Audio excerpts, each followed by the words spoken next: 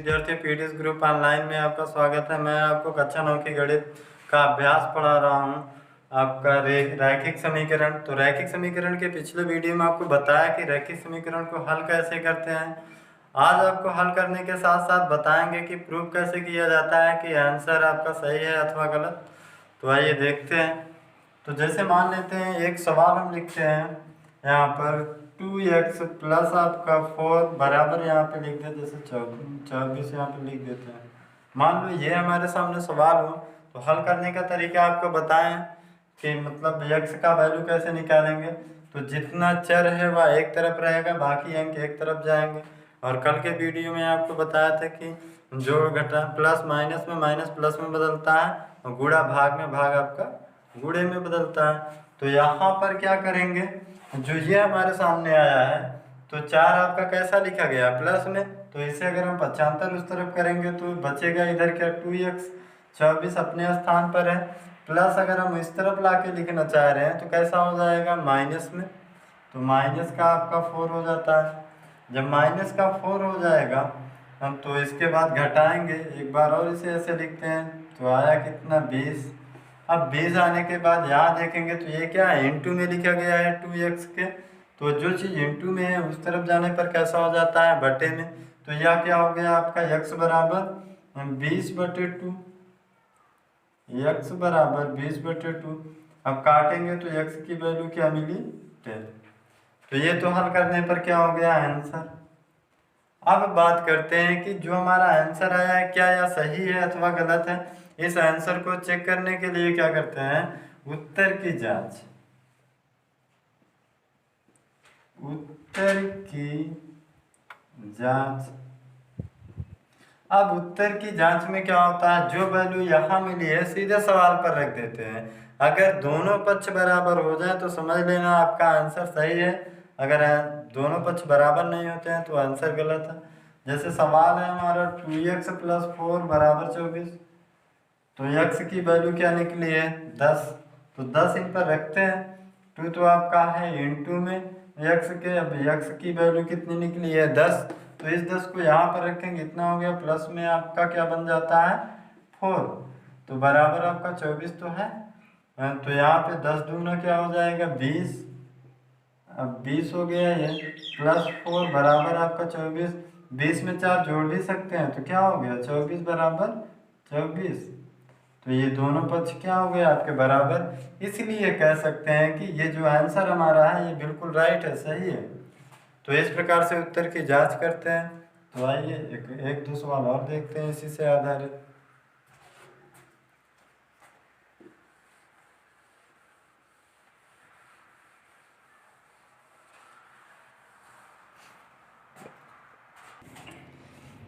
अब सवाल आपके सामने कुछ इस प्रकार से दिए गए हैं कि आपका इनमें ऐसा कह दे कि क्या ये आपके हल हैं कि नहीं, मतलब आपका इतना बराबर इतना दिया है और इसी में कह दिया x बराबर क्या है 3 है, और इसमें सवाल ये दिया है कह रहा y बराबर कितना है 3 है।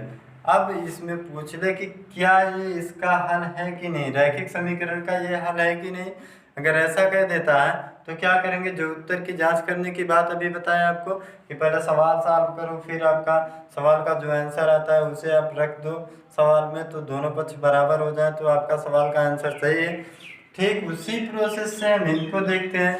कह रहा है कि मतलब सवाल में आपका ये जो है x बराबर 3 इस सवाल का हल है कि नहीं, तो इसी चीज़ को इनमें प्रोवाइड करते हैं, रखते हैं। रखने के बाद देखेंगे अगर दोनों पक्ष बराबर हो गए तो ये हल है, अगर बराबर नहीं हुए तो हल नहीं बनता। तो इस प्रकार से x पे क्या रखेंगे 3, तो ये 3 यहाँ पर रखेंगे, प्लस में 2 है जुड़ा है तो ये बनेगा, बटे आपका यहाँ पर 3 रखेंगे, माइनस में 1 है बराबर 5/2 है, तो 3 और 2 जुड़ जाएगा तो क्या हो गया आपका 5 हो जाता है। तो यहाँ पे और 3 में 1 घटाएंगे तो क्या आएगा 2, तो 5/2 इधर भी दोनों पक्ष बराबर हो गए, अर्थात ये क्या है हल है। तो लिखेंगे हल है, तो जो ये हमारा आंसर है यह इसका क्या है एक हल है। तो वैसे इसमें भी होता है, तो इसमें भी आप क्या रखोगे y के स्थान पर 3 रख के चेक करते हैं क्या दोनों पक्ष बराबर हैं। तो 5 पर आपका रहेगा, इंटू में आपका y की वैल्यू 3 रखेंगे, -1 बराबर यहाँ पर क्या रखेंगे 3 रखते हैं। अब प्लस में 11 है, 3 × 15 -1 बराबर 11, 3 14, 15 में 1 घटाएंगे 14 बराबर 14। इस प्रकार से देख रहे हैं तो ये भी बराबर है, अर्थात ये क्या है, ये भी हल है। अगर आपका इनकी वैल्यू रखने पर ये बराबर नहीं होते तो ये क्या है, आपके हल नहीं कहलाएंगे। तो बराबर हो गए तो हल है, बराबर नहीं होंगे तो हल नहीं है। तो इस प्रकार से उम्मीद करते हैं कि ये समझ में आया होगा। उत्तर की जांच करना या फिर आपका हल है या नहीं है, इनको सॉल्व करना। तो इसके बाद आइए देखते हैं कुछ और इनसे रिलेटेड प्रश्न।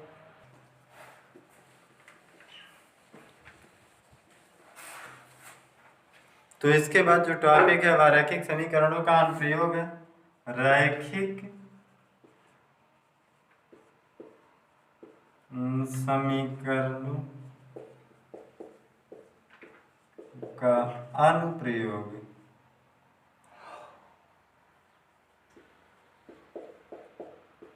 अब रैखिक समीकरणों का अनुप्रयोग क्या होता था, पहले आपको देखे अभी तक कि मतलब आपके सामने समीकरण बना के दिए, रैखिक समीकरण दिए होते थे, केवल उन्हें सॉल्व करने की बात होती थी। जैसे आपके सामने दिया हो x + 4 बराबर आपका 2x - 4। अब ये तो रैखिक समीकरण दे दिया है, अब इसे केवल सॉल्व करने तक की बात है कि सॉल्व करके आंसर लाओ। अब जो रैखिक समीकरणों का अनुप्रयोग है, तो रैखिक समीकरणों के अनुप्रयोग में क्या होता है, आपका एक सवाल लिखा होगा, सवाल में आपका जैसे दे देता है कि दो संख्याओं का योग आपका कुछ है और उनका गुणनफल कुछ है, तो संख्याएं क्या होंगी। या फिर आपका 3 क्रमागत संख्याओं का योग आपका जैसे दे दिया जाए 20 है, उसके बाद इन संख्याओं को ज्ञात कीजिए। या आपका 3 विषम संख्याएं, 3 सम संख्याएं हैं, तो उनको आपको पहले क्या करना है, एक सवाल दिया होगा तो सवाल को ऐसे समीकरणों के रूप में लाना होगा, अपने से बनाना होगा समझ के, बनाने के बाद फिर सॉल्व करना है। तो इसी में आपके कुछ टॉपिक्स होते हैं, जैसे आपको सम संख्या मानना, विषम संख्या मानना, या फिर आपका क्रमागत संख्याओं को मानने में प्रॉब्लम होती है कभी कभी सवालों में। तो अगर हम कहें क्रम से मानना है तो क्रमागत संख्याओं में क्या मानेंगे, तो क्रमागत संख्या। अब क्रमागत संख्या क्या होती है, तो क्रमागत संख्याएं हम मान सकते हैं क्रम से, x + 1, x + 2, x + 3, x + 4 और x + 5, x + 6। इस प्रकार से आपका कोई भी संख्या क्रम से मानना है तो इस प्रकार से मान सकते हैं। अगर कह दिया जाए 3 क्रमागत संख्या है तो 3 क्रमागत शुरू के 3 ले लो, 3 हो गई। 4 कह रहा है तो 4 संख्याएं ले लो, 5 कहेगा तो 5 ले सकते हैं इस प्रकार से। या फिर हम बीच से भी ले सकते हैं, क्रम की बात है तो मान लो इसे छोड़कर अगर कह दिया जाए 2 क्रमागत संख्या है तो इन दोनों को भी ले सकते हैं, चाहे इन दोनों को ले लो तब भी ये क्रम से ही है। अगर इन दोनों की बात करें क्रम से, फिर क्रम से बात करें हम इसको नहीं लेंगे तो इन दोनों को ले सकते हैं, तो ये भी क्रम है। अगर हम इसे भी छोड़ना चाहते हैं तो इसे भी ले सकते हैं क्रम से, क्योंकि 2 के बाद 3 ही आता है, इनका एक क्रम है। अगर मान लो क्रम से कहा है, आप एक को तो मान लिए x और दूसरे को ये बीच वाले को छोड़ दिए, तो क्रम से तो हुआ नहीं, क्रम इनका चेंज हो गया, एक संख्या छूट गई तो क्रम नहीं बनता है। और अगर क्रम की बात की है, यहाँ 2 संख्या है तो यहाँ से भी अगर 2 संख्याएं मान लोगे तब भी सवाल आपका सही है, ये एक क्रम में है, 5 के बाद 6 ही आएगा। तो ये तो हो गई क्रम की बात की, क्रमागत संख्याओं को मानेंगे तो इस प्रकार से संख्याएं लेनी पड़ेंगी। अगर आपको क्रम से नहीं मानना है तो आप जैसे आपका विषम संख्या या सम संख्याएं की बात करता है, तो सम संख्याएं विषम संख्याओं में आपको, तो यहाँ पर देखेंगे सम संख्या किसे मानेंगे,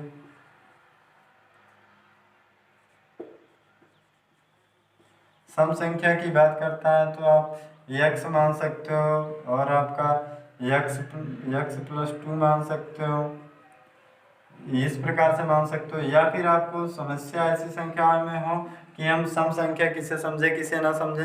तो आप अगर अंकों में समझ रहे हो कि आपका 2 4 6 8 आपका प्लस में है, तो इसी प्रकार से मान लेते हैं कि x+2 होता है, x+4 इसके बाद आएगा, इसके बाद क्या बनता है, x+6 बनता है, x+8 बनता है।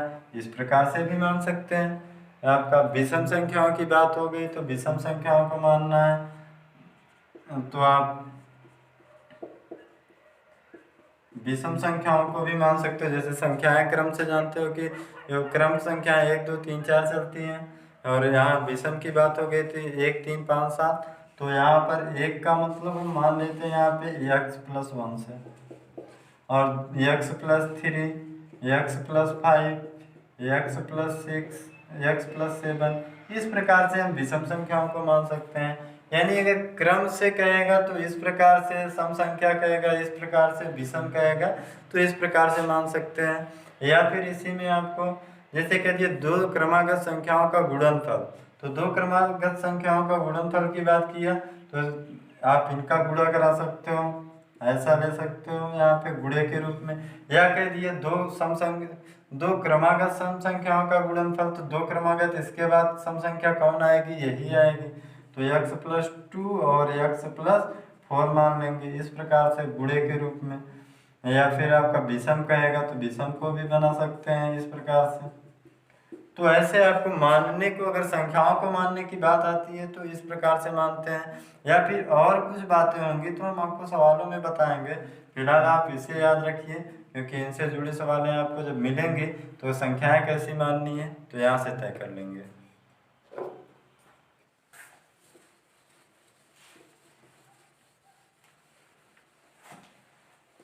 अब आपके सामने कुछ सवाल बनाते हैं। सवाल जैसे हम लिखते हैं एक क्वेश्चन कि दो संख्याओं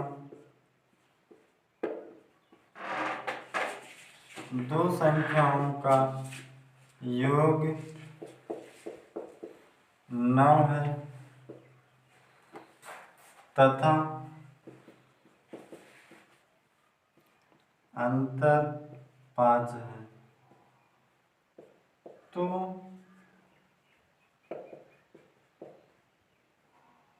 संख्याएं ज्ञात कीजिए।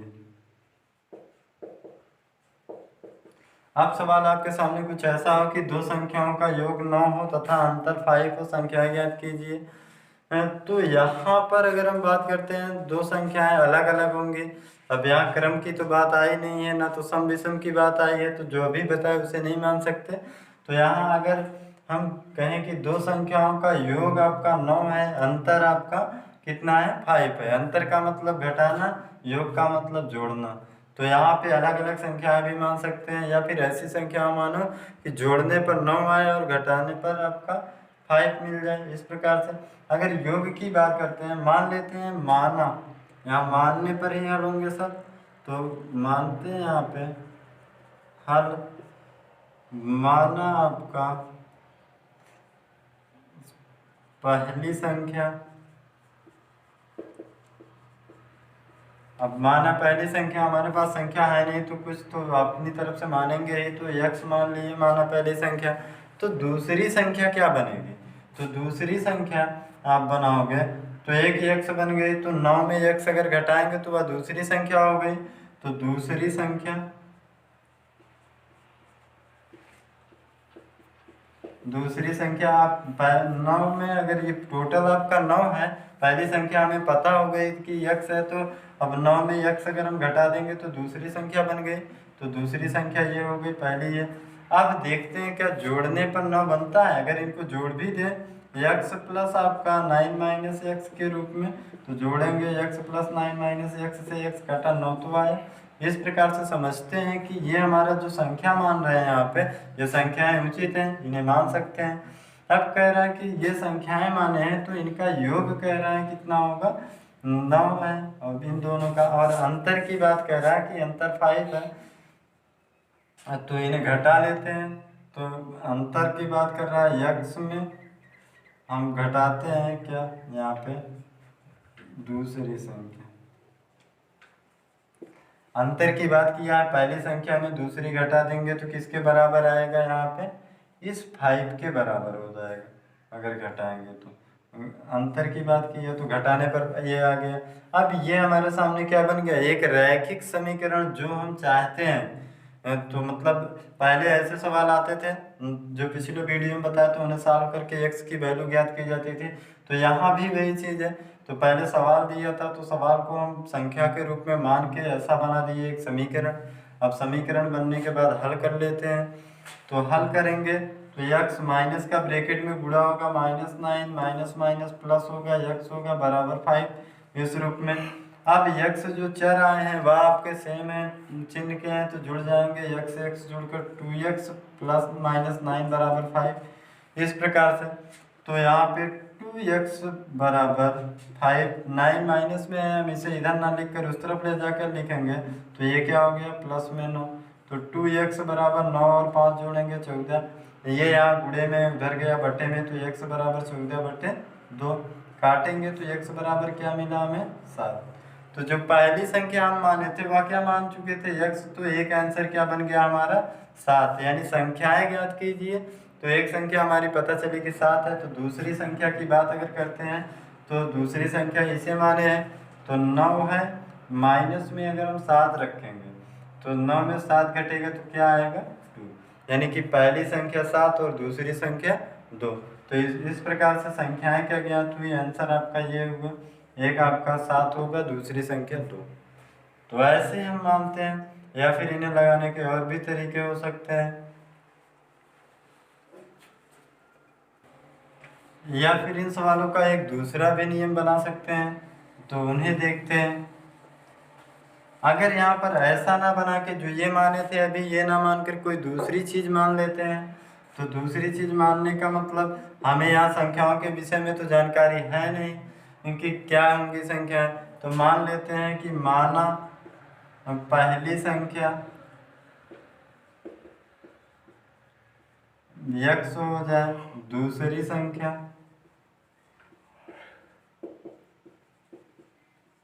y हो जाए। अब दो संख्याएं बनेंगी क्योंकि दो संख्याओं का योग कह रहा है। तो पहली x हो गई, दूसरी y। अब अगर जोड़ेंगे तो 9 के बराबर होगा। अगर इन दोनों को जोड़ देते हैं x प्लस वाई बराबर, तो ये 9 के बराबर हो गया समीकरण 1। अब कह रहा है कि दूसरा अंतर इन दोनों का, एक बार अगर हम दोनों को घटाएंगे तो क्या आ जाएगा हमारा 5 के बराबर समीकरण 2। अब एक बार ऐड कर लेते हैं, एक बार माइनस कर देंगे। समीकरण फर्स्ट प्लस सेकंड यानी पहले दूसरे को जोड़ने पर जोड़ेंगे x प्लस वाई बराबर 9 और x माइनस वाई बराबर 5। तो जोड़ते समय ये काटेंगे, 2x बराबर क्या मिला 14। तो 2 से काटेंगे 14 को, x बराबर क्या मिलता है 7 आ जाएगा। ये कटेगा क्यों, क्योंकि ये गुणे में इधर जाएगा बटे में बन जाएगा। तो अगर बटे में 2 आ जाएगा तो 14 को काटोगे तो 7 मिल गया। इस प्रकार से यह एक स्टेप ऐसे देख लेते हैं पूरा इसका विस्तार। 2x बराबर 14 हो रहा है, 2 यहाँ गुणे में उधर गया बटे में, तो x बराबर 14/2 मतलब 2 से भाग दे सकते हैं, x बराबर क्या मिला 7। ये पहली संख्या हो गई हमारी जो आई थी, पहला आंसर 7। अब दूसरे की बात कर रहा है, यही वैल्यू चाहे समीकरण 1 में रख दे चाहे 2 में रख के निकाल सकते हैं, या फिर एक बार जोड़ने पे किए तो एक बार घटाने पर। तो लिखेंगे समीकरण फर्स्ट माइनस सेकंड, यानी कि समीकरण 1 में 2 को घटा देते हैं तो x प्लस वाई बराबर 9, तो x माइनस वाई बराबर आपका 5। घटाने पर चिन्ह बदलेंगे तो ये आपका कट गया, ये जुड़ जाएंगे। 2y बराबर आपका 9 में से 5 गया आपका 4 आया, तो y बराबर क्या लिख सकते हैं 4/2, या y बराबर आपको मिल जाता है 2। इस प्रकार से दूसरी संख्या क्या हो गई 2। तो सवाल को लगाने के कई तरीके हो जाएंगे ऐसे सवालों में, तो आप किसी भी प्रकार से लगा सकते हो। तो उम्मीद करते हैं एग्जाम्पल समझ में आया होगा। तो एक एग्जाम्पल देखते हैं आपका कुछ और से, जैसे आपका क्रमागत संख्या है या फिर विषम संख्या है या आपका सम संख्याओं से।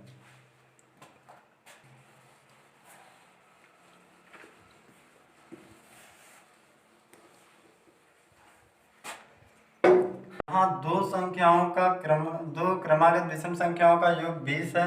तो संख्याएं ज्ञात कीजिए। तो सवाल में माना हम यहाँ पे क्रमागत विषम संख्याएं क्या मानेंगे, पहली संख्या x+1 मान लेते हैं तो दूसरी क्या बनेगी x+3, क्योंकि जो बीच में संख्या है वह सम है, इसलिए इसके बाद जो क्रम से विषम होगी वह यही आएगी।